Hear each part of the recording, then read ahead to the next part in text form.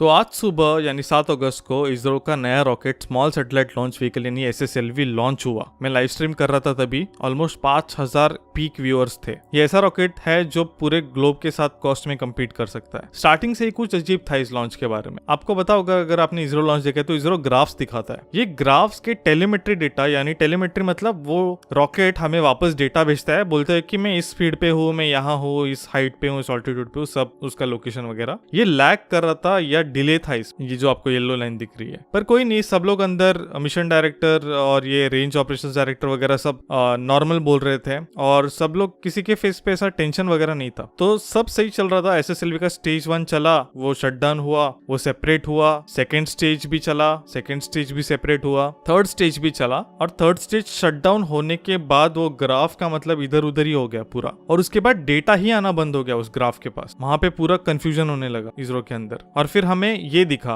ये जो सीक्वेंस है ना इवेंट्स का, यहाँ पे लिखा था VTM इग्निशन और VTM शटडाउन। आप देखोगे उन दोनों का डिफरेंस 0.1 सेकेंड है। अब VTM क्या है देखो, अगर आप SSLV को देखो तो उसके बेसिकली 4 स्टेजेस है। स्टेज 1, 2, 3 ये सॉलिड है, सॉलिड फ्यूल वाले, और स्टेज 4 जो है वो लिक्विड स्टेज है। इसरो इसे स्टेज नहीं मानते, इसरो फॉर सम रीजन इसे VTM करके ही रेफर करता है। VTM मतलब velocity trimming module. Basically first 3 stages heavy lifting करेंगे, मोस्ट ऑफ द वर्क वो करेंगे, और ये जो छोटा स्टेज है लास्ट का वो बचा कुचा थोड़ा बहुत काम जो बचा है इंसर्शन का ऑर्बिट का वो करता है, बहुत छोटा है वो। देखो ये ग्राफ के बाद पूरे चंद्रयान 2 वाली फीलिंग आई थी। जो लोगों ने देखा है उन्हें पता है। अंदर बैठे लोग भी कंफ्यूज थे क्योंकि डेटा बहुत अजीब तरीके से आ रहा जा रहा था। बीच में लोग क्लैप करते थे कि सक्सेस हुआ, चलो सैटेलाइट सेपरेट हो गई, फिर बीच में शांत हो जाते थे। वापस अनाउंस किया सैटेलाइट सेपरेट, वापस क्लैपिंग, वापस शांत। फिर अचानक हमें स्टेज 3 का सेपरेशन दिखा और सैटेलाइट का व्यू दिखा, पर सैटेलाइट का सेपरेशन नहीं दिखा। अब यहाँ पे बहुत कंफ्यूजन था कि हुआ क्या। फिर सब लोग एकदम टेंस में सब खड़े हो गए, कंप्यूटर्स के पास आए डेटा देखने के लिए। फिर चेयरमैन ने अनाउंस किया कि फर्स्ट 3 स्टेजेस जो है सही चले, उन्हें 4th स्टेज का डेटा नहीं मिला है। वो फाइनल जो भी है वो अनाउंस करेंगे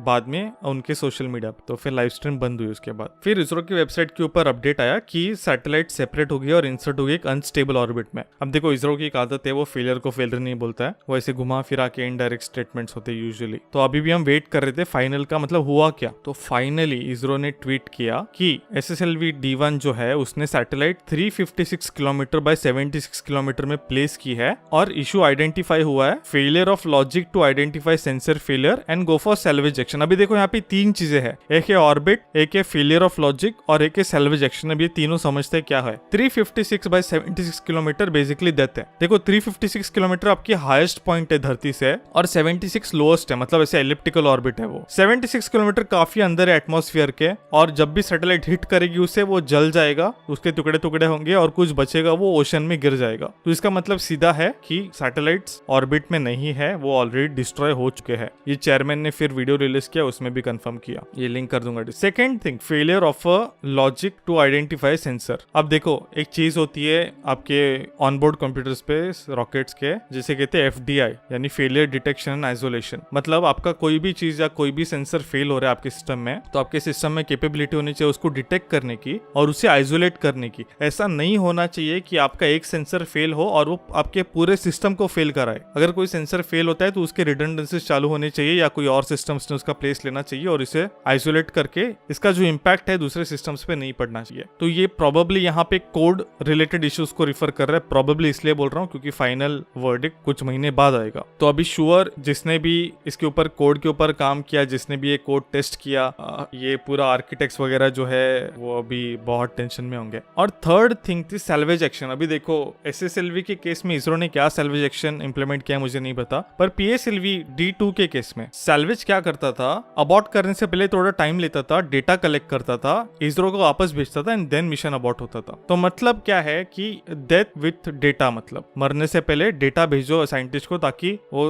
उन्हें समझ पाए कि क्यों फेलियर हुआ। वही देखो इसरो का नसीब उनके फर्स्ट डेवलपमेंट लॉन्चेस के साथ कोई अच्छा नहीं था। उनका पहला रॉकेट SLV-3 उसका फर्स्ट लॉन्च फेल हुआ, उनका दूसरा रॉकेट ASLV उसका भी फर्स्ट लॉन्च फेल हुआ, उनका तीसरा रॉकेट PSLV उसका वेल्व इशू आया लॉन्च के टाइम, वो भी फेल हुआ, पहला D1। उसके बाद उनका चौथा rocket GSLV Mark II D1 उसका भी D1 पे पैड पे आग लग गई, वो भी कांड हुआ। उसके बाद अकेला रॉकेट इसरो का जो परफेक्ट रिकॉर्ड होल्ड करता है वो है GSLV Mark III, पर उसका पहला जो लॉन्च था वो सब ऑर्बिटल था, मतलब उसने सैटेलाइट नहीं भेजे। उसने ऊपर आके ऐसा मतलब गिरा दिया, खत्म। उसके बाद में उसका नेक्स्ट लॉन्च ऑर्बिटल था। तो मतलब इसरो का कोई भी first new rocket launch, orbital rocket launch अब तक सक्सेसफुल नहीं हुआ है। ये काइंड ऑफ पनवती है इसरो की, बट अगेन ये सब डेटा है, स्टैटिस्टिक्स है, इसे इतना सीरियस है। होपफुली D2 मिशन जो प्लान था इस साल एंड को हो जाए जल्दी, देखते हैं। मैंने काफी लोगों को देखा है ट्विटर पे बहुत गंदा गंदा बोल रहे इसरो को। देखो जब आपके पास इन डेप्थ इनसाइट्स नहीं होते किसी फील्ड के तब इजी है ऐसा वैसा बोलना। आप अप्रिशिएट नहीं करते हो जब आपको ऊपर ऊपर का पता होता है किसी चीज का। तो यही है, मतलब क्या कर सकते हैं। बस ज्ञान की गरीब सबसे बड़ी। जय हिंद, जय भारत।